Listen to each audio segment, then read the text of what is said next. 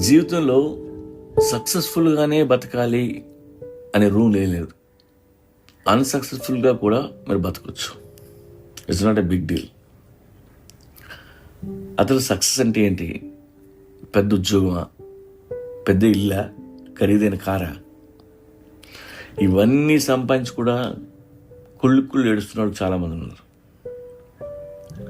Failure doesn't mean you are worthless. మీరు అనుకున్నవి సాధించలేకపోయారు, అయితే నష్టమే ఉంది.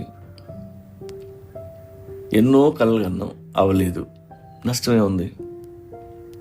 ఒక్కోసారి ఫెయిల్ అవ్వచ్చు, మీరు అనుకున్న గమ్యం చేరుకోకపోవచ్చు. అలాగని మిమ్మల్ని మీరు తక్కువ అంచనా వేసుకోవద్దు.